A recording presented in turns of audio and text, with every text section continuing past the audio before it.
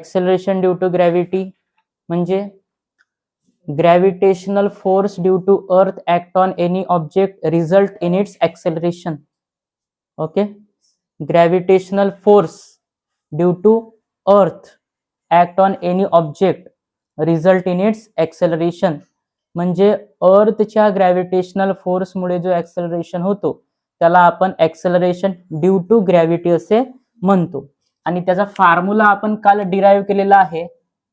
Small g is equal to capital G capital M upon capital R चा square. कशाचा formula आहे हा? Acceleration due to gravity. यामध्ये capital G universal gravitational constant आहे, capital M mass of earth आहे, capital R radius of earth आहे. एवढं आपण काल बघितलं. बट हा जो फॉर्म्युला लिहिलेला आहे याचा अर्थ काय होते? याचा अर्थ असा होते की acceleration due to gravity is depend on mass of Earth and radius of Earth. It does not depend on any properties of other object. म्हणजे दुसऱ्या ऑब्जेक्टच्या प्रॉपर्टीवर acceleration due to gravity depend करत नाही. जसं आपण इथं एम ला कॅन्सल केलं होतं, स्मॉल एम होता बरोबर, त्याला आपण कॅन्सल केलं. याचा अर्थ पृथ्वीपेक्षा दुसरा ऑब्जेक्ट असेल, पृथ्वीवर असलेला ऑब्जेक्ट असेल, त्याच्या मासवर acceleration due to gravity depend करत नाही. त्याच्या मासवरच काय, त्याच्या कोणत्याच प्रॉपर्टीवर acceleration due to gravity depend करत नाही. समजलं का? म्हणून अर्थच्या सरफेसवर एखाद्या पर्टिक्युलर पॉइंटवर acceleration due to gravity same असते सगळ्या ऑब्जेक्टसाठी. Acceleration due to gravity is same for all object at a given point. पृथ्वीवर कोणत्या एका ठिकाणी, समजा तुम्ही पोलवर गेले, पृथ्वीच्या ध्रुवावर, त्या ठिकाणी जेवढे काही ऑब्जेक्ट असतील त्या सगळ्या ऑब्जेक्टसाठी acceleration due to gravity same असेल. तुम्ही इक्वेटरवर गेले तर तिथे सगळ्या ऑब्जेक्टसाठी acceleration due to gravity same असेल. समजलं का सगळ्यांना? हा, आता याच्यासाठी आपण काही महत्वाचे पॉइंट लिहून घेऊ. Point number 1, acceleration due to gravity, त्याच्यासाठी मी जी लिहितो. ठीक आहे, g is not does not depend on, कशावर डिपेंड करत नाही? Properties of object.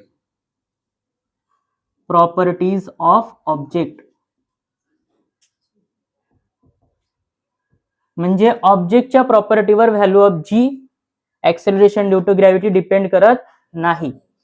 कशावर डिपेंड करते? G is depend on mass of अर्थ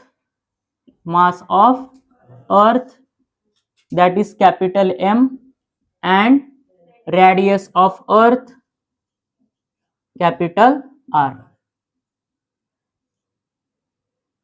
Radius of earth. ठीक आहे. आता ऑब्जेक्टच्या कोणत्याच प्रॉपर्टीवर acceleration due to gravity depend करत नाही, ती फक्त अर्थच्या मास आणि रेडियसवरच डिपेंड करते. म्हणून value of g at a given point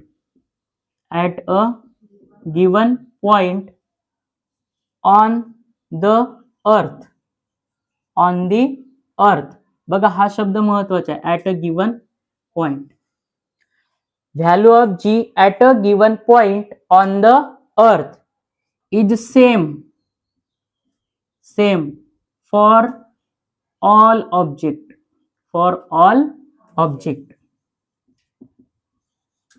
याचा अर्थ काय होते?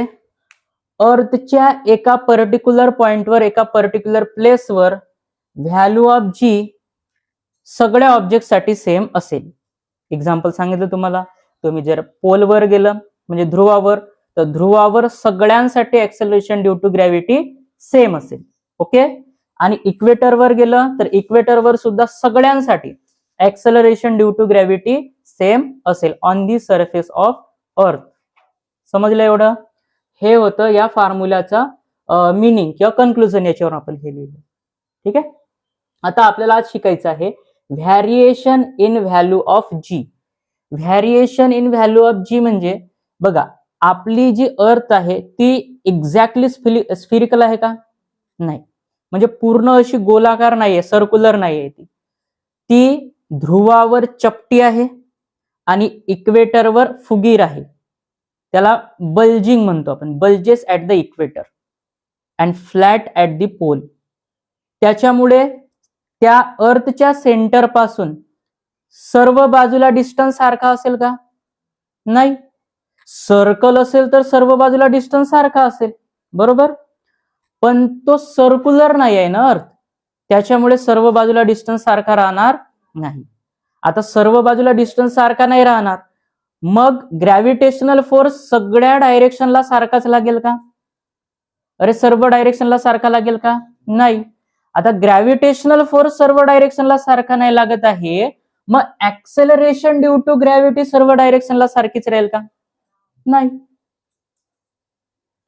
ज्या डायरेक्शनला फोर्स लागतो त्याच डायरेक्शनला ऍक्सेलरेशन होतो. आणि जास्त ऍक्सेलरेशन कधी होईल? जास्त फोर्स लागेल तेव्हा, बरोबर. मग अर्थ ही सर्क्युलर नाही आहे, त्याच्यामुळे सर्व डायरेक्शनला सारखा फोर्स लागणार नाही. सर्व डायरेक्शनला सारखा फोर्स लागत नाही, त्याच्यामुळे व्हॅल्यू ऑफ जी सुद्धा सारखी राहणार नाही. Okay, clear. मग याच्यामध्ये पहिला व्हॅरिएशन आहे, first variation, change along the surface of अर्थ. म्हणजे पृथ्वीच्या सरफेसवर सुद्धा व्हॅल्यू ऑफ जी वेगवेगळी असते, वेगवेगळ्या पॉइंटवर वेगवेगळी व्हॅल्यू ऑफ जी असते. आपण इथे पण लिहिलं ऍट अ गिव्हन पॉइंट. पृथ्वीवर वेगवेगळ्या पॉइंटवर व्हॅल्यू ऑफ जी वेगवेगळी असेल, म्हणजे त्याच्यामध्ये व्हॅरिएशन असेल, ती चेंज होत जाईल प्लेस टू प्लेस. ठीक आहे. मग याच्यामध्ये महत्वाचा पॉइंट आहे की आपली पृथ्वी एक्झॅक्टली स्फिरिकल नाहीये. ठीक आहे.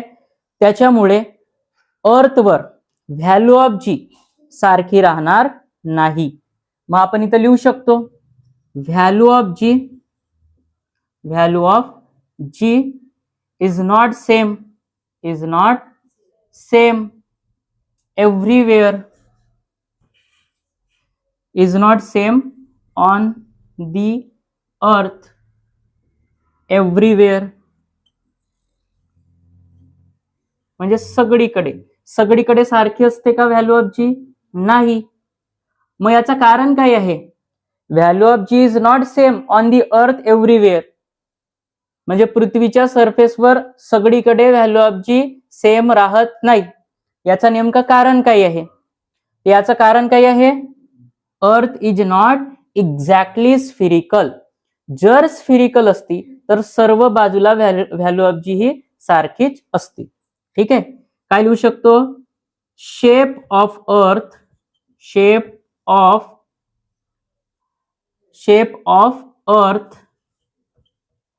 is not exactly spherical.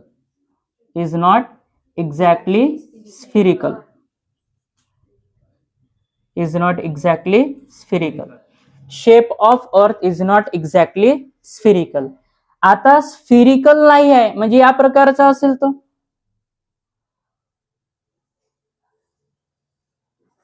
बरोबर. एक्झॅक्टली स्फिरिकल नाही आहे याचा अर्थ त्याला आपण इलिप्टिकल पण म्हणू शकतो.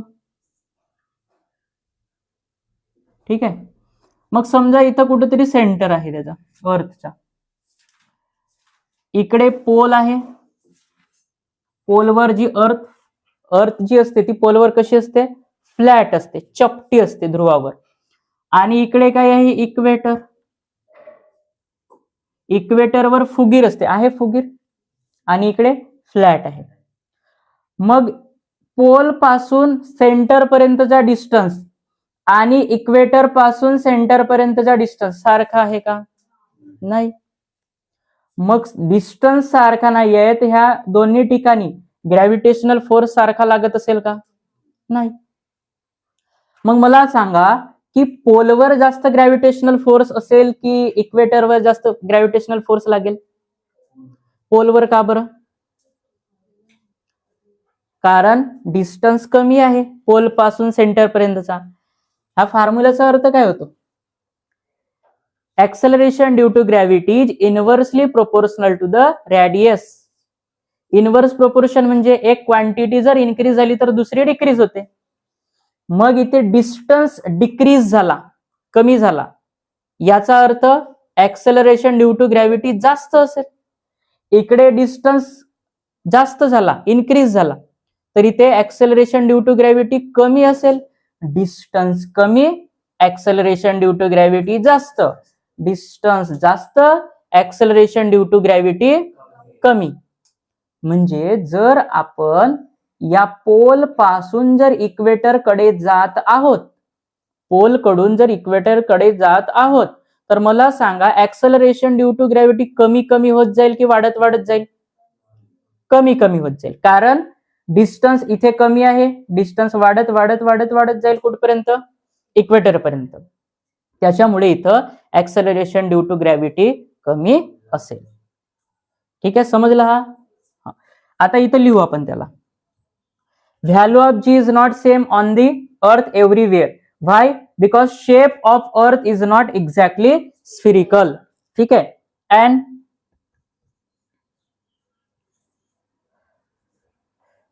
distance of a point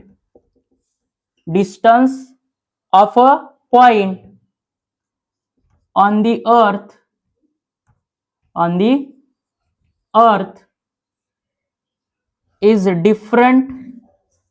differs from place to place. म्हणजे वेगवेगळ्या ठिकाणी वेगवेगळा डिस्टन्स असेल. समजा हा एखादा पर्टिक्युलर पॉइंट आहे इथं. ठीक आहे. इथपासून इथपर्यंतचा डिस्टन्स काहीतरी एक्स असेल. ठीक आहे. इथपासून इथपर्यंतचा डिस्टन्स मग वाय असेल. कारण हा सारखा डिस्टन्स आहे का? नाही. कारण पृथ्वीचा शेप हा एक्झॅक्टली स्फिरिकल नाही आहे. म्हणजे प्रत्येक पॉइंटवर त्याचा डिस्टन्स कसा असेल? वेगवेगळा असेल. डिस्टन्स वेगवेगळा आहे याचा अर्थ ग्रॅव्हिटेशनल फोर्स सुद्धा वेगवेगळा लागेल, म्हणजे कमी जास्त प्रमाणामध्ये लागेल.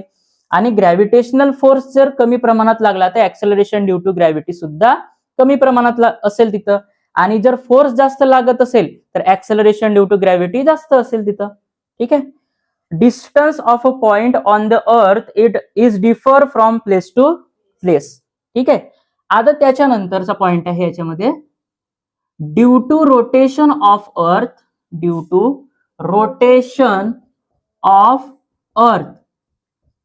पृथ्वी स्वतःभोवती फिरते, तर पृथ्वीच्या रोटेशनमुळे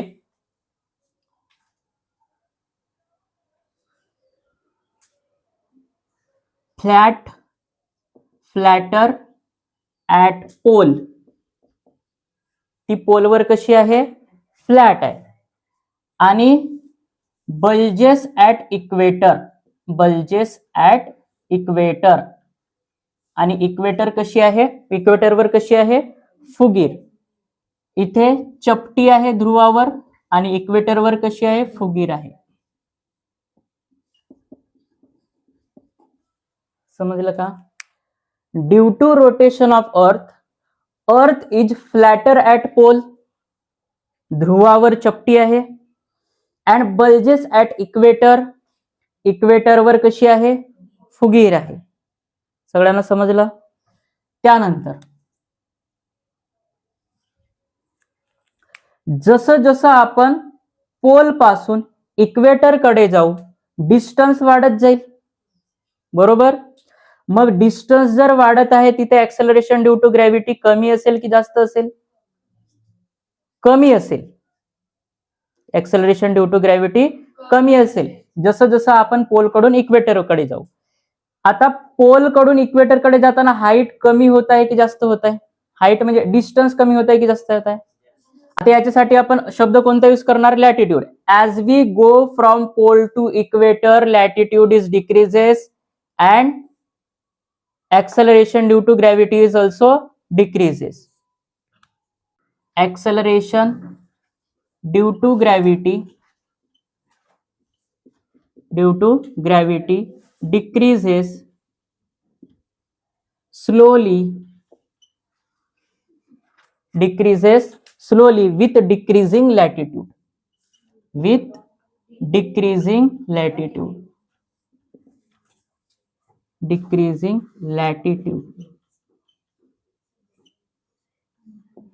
ठीक है.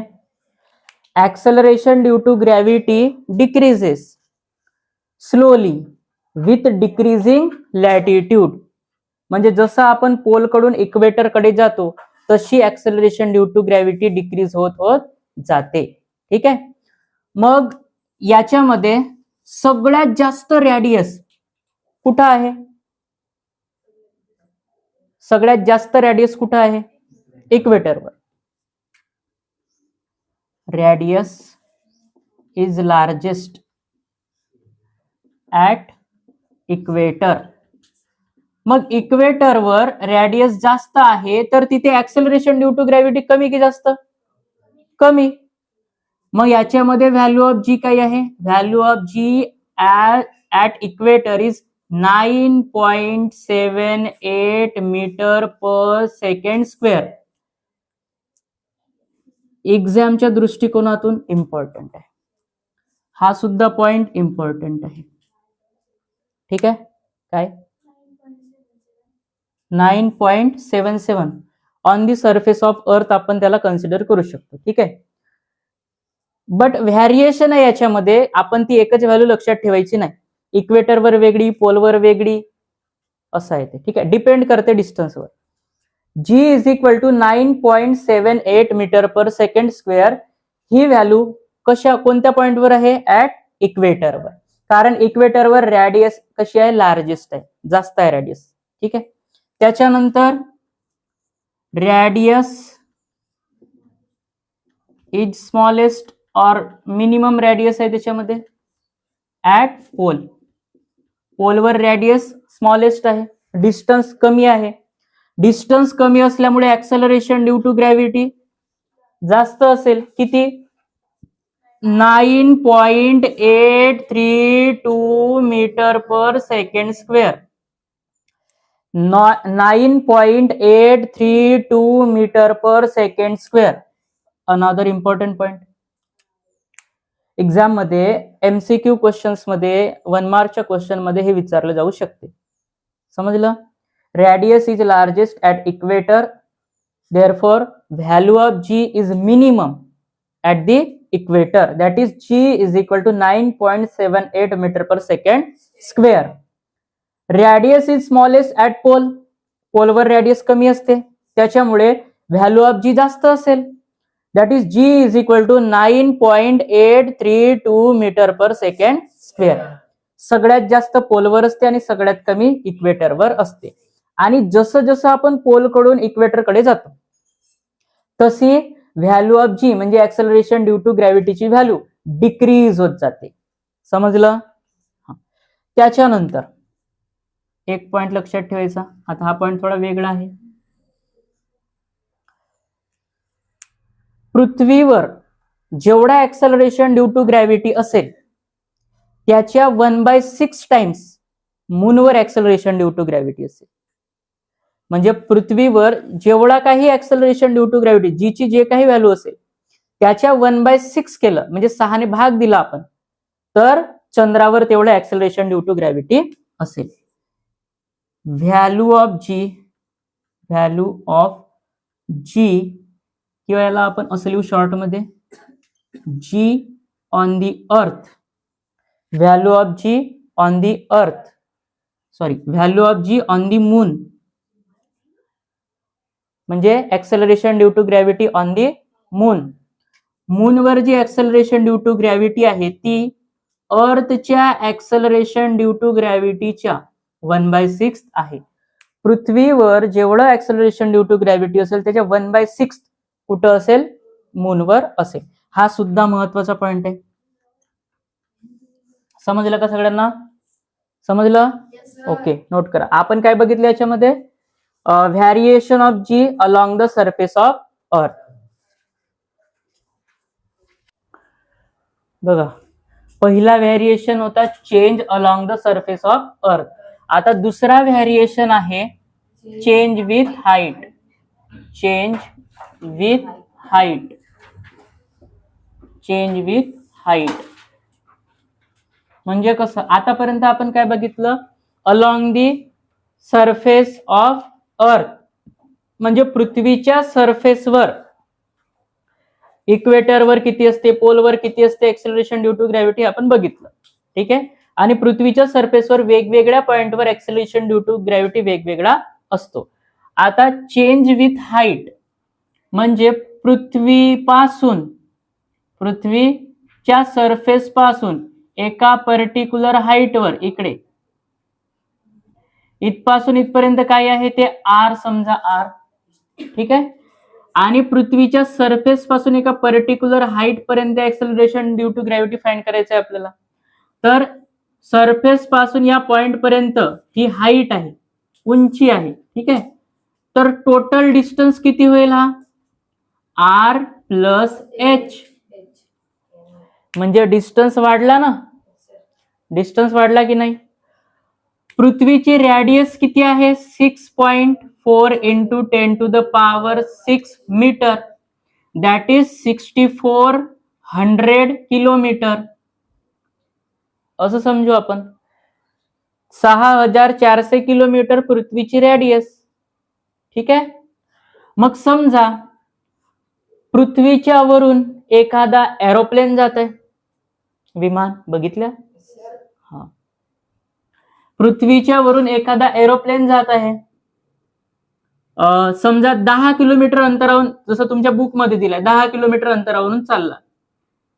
तर पृथ्वीच्या सरफेस पासून इथे समजा एक एरोप्लेन आहे, 10 किलोमीटरचा हा डिस्टन्स आहे. कुठपासून? सरफेस पासून, रॅडियस पासून नाही. पृथ्वीच्या सरफेस पासून एरोप्लेनचा डिस्टन्स किती आहे? 10 किलोमीटर आहे. आणि या सेंटर पासून सरफेस पर्यंत ही काय आहे? आर. ठीक आहे. रॅडियस ऑफ अर्थ आहे. आणि रॅडियस ऑफ अर्थ किती आहे? 6400 किलोमीटर. मग टोटल डिस्टन्स किती होईल रे? 6410. टोटल आर प्लस एच करतो ना आपण याच्यामध्ये. मग आर किती आहे? 6400 म्हणजे 6400. आणि एच किती आहे? 10. मग दोघांना ऍड केलं तर किती होईल? 6410 किलोमीटर एवढा डिस्टन्स होईल. बरोबर. आणि जसं जसं आपण पृथ्वीच्या सरफेसच्या वर जातो, अबाव दी अर्थ, तसं डिस्टन्स वाढत जाईल. आणि फॉर्म्युल्यामध्ये काय दिलेलं आहे? फॉर्म्युला माहित आहे तुम्हाला? काय आहे formula? G is equal to capital G capital M upon R square. Acceleration due to gravity is inversely proportional to radius किंवा डिस्टन्स म्हणू आता आपण. म्हणजे डिस्टन्स जर वाढत जाईल तर ऍक्सेलरेशन ड्यू टू ग्रॅव्हिटी कमी होत जाईल. इनव्हर्स व्हेरिएशन आहे त्याच्यामध्ये. ठीक आहे. मग इथे 6400 किलोमीटरचा डिस्टन्स होता. ठीक आहे. इथपासून इकडे 10 किलोमीटरचा डिस्टन्स झाला. टोटल किती झाला? 6410 किलोमीटर. म्हणजे पृथ्वीच्या सरफेसच्या वर आहे. जेवढी रॅडियस होती त्याच्यापेक्षा डिस्टन्स वाढला आणखी. मग डिस्टन्स जर वाढला तर ऍक्सेलरेशन ड्यू टू ग्रॅव्हिटी कमी होईल. लॉजिक समजलं सगळ्यांना? डिस्टन्स वाढला तर ऍक्सेलरेशन ड्यू टू ग्रॅव्हिटी कमी होईल. म्हणजे आपण याच्यामध्ये काय लिहू शकतो? Value of G decreases. Value of G decreases with increasing height. म्हणजे हाईट जशी जशी वाढत जाईल तशी तशी व्हॅल्यू ऑफ जी डिक्रीज होत जाईल. जशी जशी हाईट वाढत जाईल तशी व्हॅल्यू ऑफ जी डिक्रीज होत जाईल. समजलं का सगळ्यांना? तर हा लक्षात ठेवायचा, चेंज विथ हाईट. हा झाला second variation. Then third, change with depth. Change with depth. आता पृथ्वीच्या सरफेसच्या आतमध्ये जायचंय टुवर्ड द सेंटर. पृथ्वीच्या सेंटरकडे जायचंय. समजा ही पृथ्वी आहे, आपण पृथ्वीच्या सेंटरकडे चाललो, इकडे आतमध्ये या डायरेक्शनला चाललो, बरोबर. मग आता डिस्टन्स कमी होईल की जास्त होईल सेंटर पासूनचा?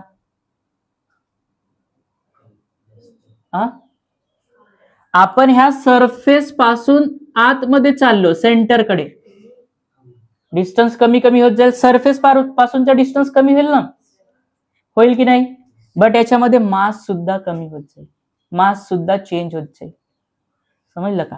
कारण आपण पृथ्वीच्या सरफेसच्या आतमध्ये चाललो, याच्यामुळे इथं मास सुद्धा कमी होत जाईल.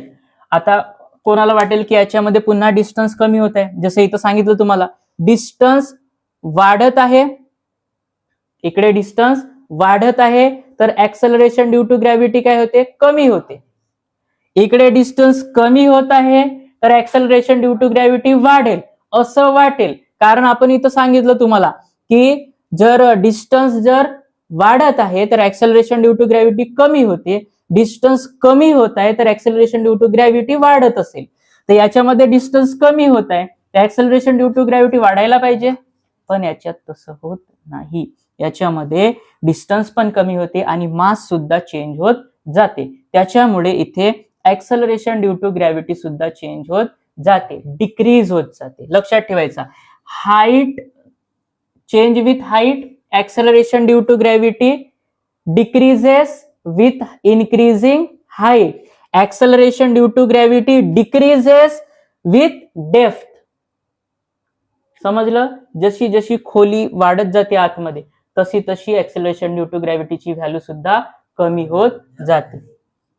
इथे पण acceleration due to gravity, value of G decreases with depth, decreases with